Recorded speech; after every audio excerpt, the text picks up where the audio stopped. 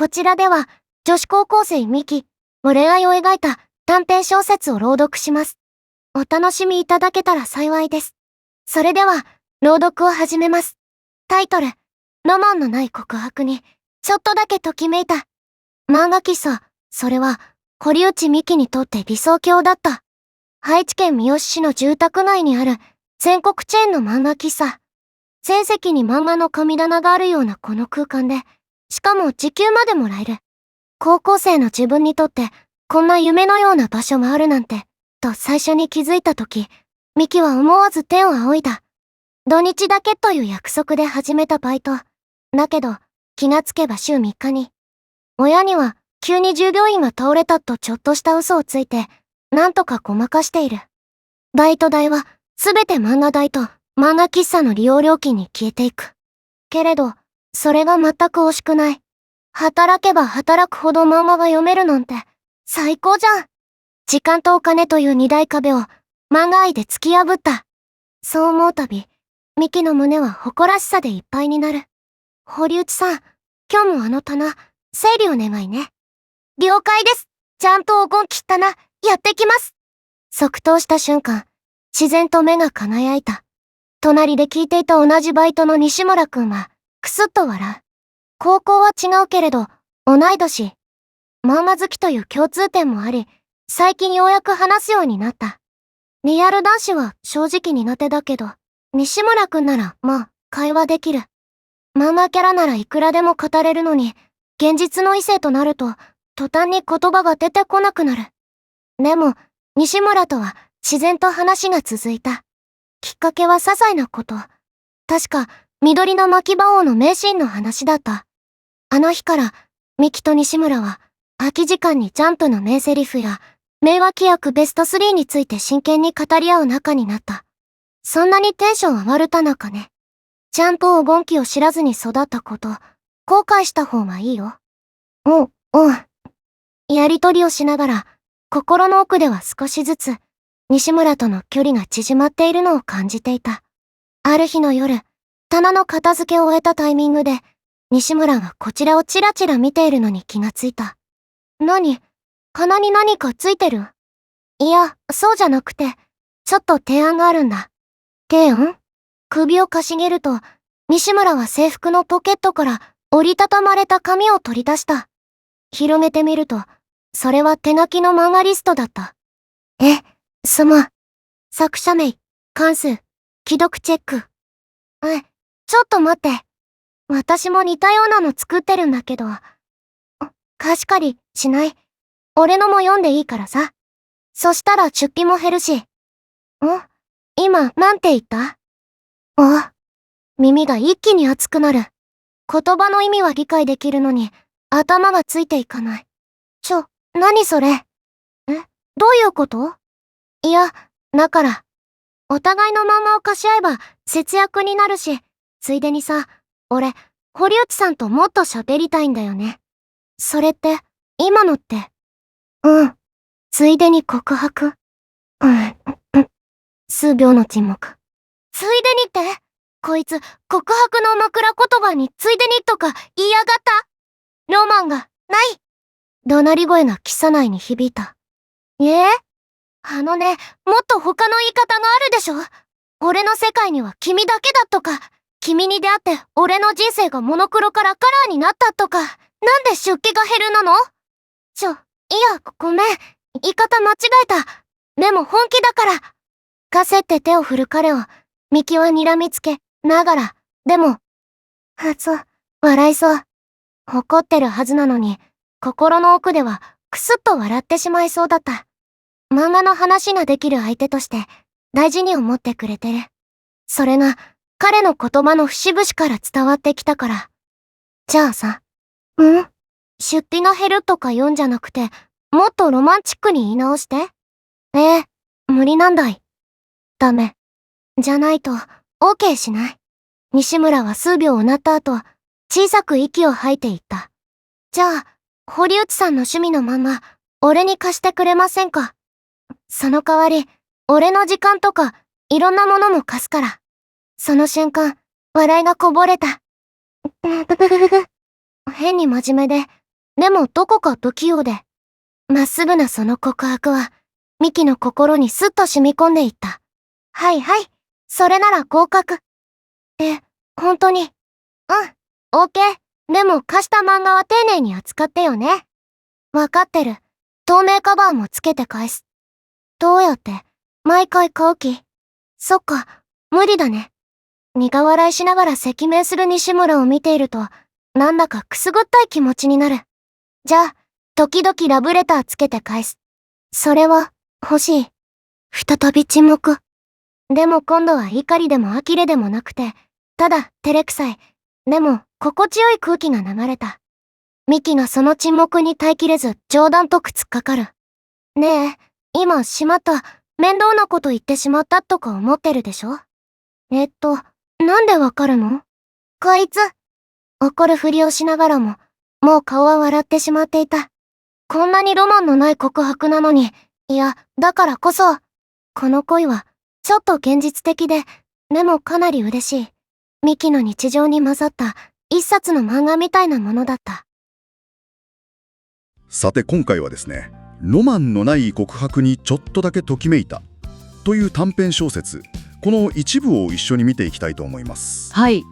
主人公は堀内美希、18歳の、漫画が大好きな女の子で、彼女がバイトしている漫画喫茶でのちょっと変わった、告白シーンが中心になりますね。面白そうなテーマですね。共有いただいた抜粋、ミキのキャラクターとかバイト仲間との関係、それから確信のロマンのない告白まで結構描かれてますよね。そうですね。ポイントがよくわかります。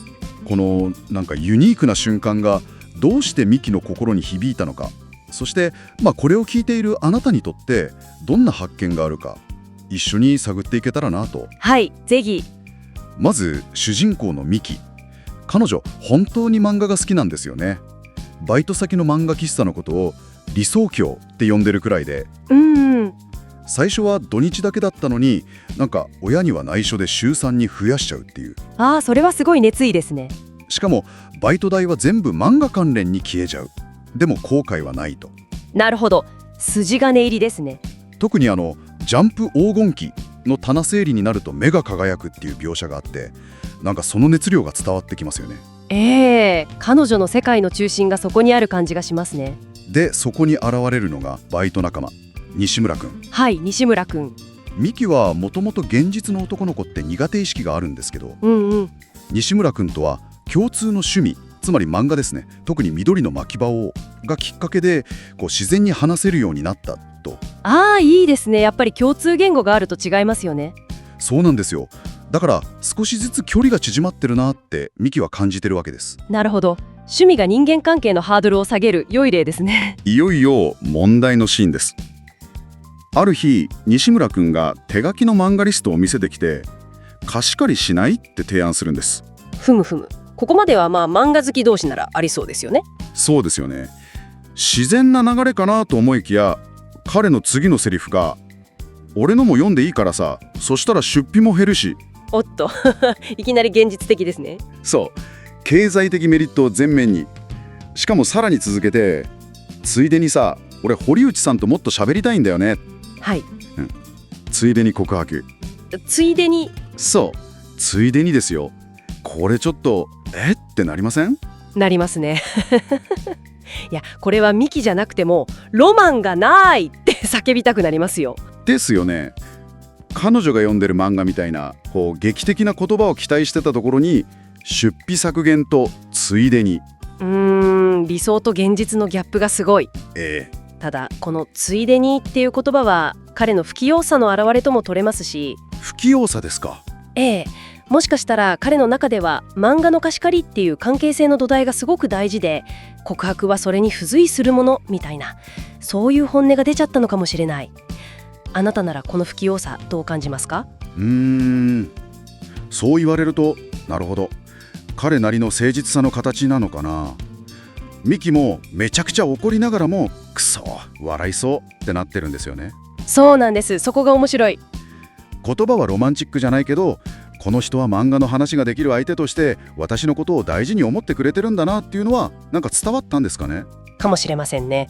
だからこそ完全に拒絶するんじゃなくて、もっとロマンチックに言い直してってチャンスを与える。そうそう。この要求も面白いですよね。で、2度目の言葉が、堀内さんの趣味の漫画、俺に貸してくれませんか。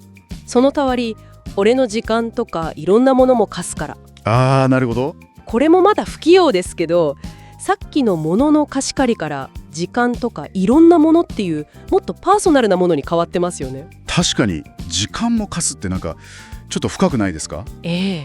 単なる利害関係じゃなくて、お互いの世界を共有しようっていう意思が見える気がします。関係性の進化というか。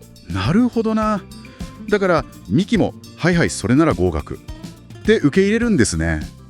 わかる気がします。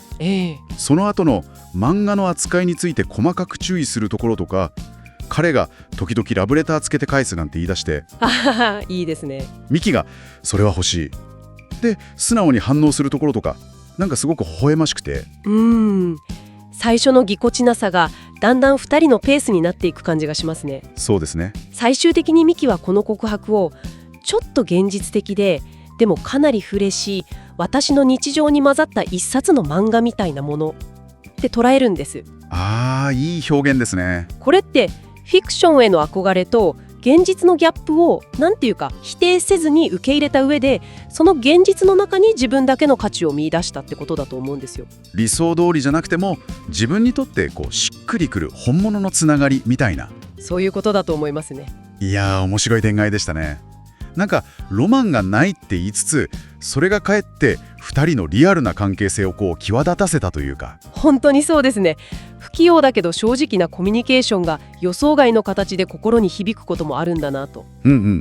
では最後に、これを聞いているあなた自身にちょっと問いかけてみてほしいんです。人間関係、特に親しい間柄で、あなたはどんな物語とか理想の形を期待してますか？もし現実がもっと飾り気がなくてちょっと実利的でもその根っこには誠実さがあるみたいな形で現れたとしたらどうでしょう？もしかしたらその一見ロマンに欠けるように見える部分こそが関係をより深く確かなものにする鍵だったりするのかもしれないですね。最後まで聞いていただきありがとうございます。ミキのプロフィールはこちらです。漫画家大好き、18歳の女子高生です。彼女のショートアニメ動画とイラストギャラリーを YouTube で配信しています。また、イラストデータをグッズサイト、すずりで配信しています。ぜひ、概要欄のリンクからお越しください。こちらでも楽しんでいただけたら嬉しいです。最後に、この動画にもいいねやフォローをして応援してもらえたらすごく嬉しいです。よろしくお願いします。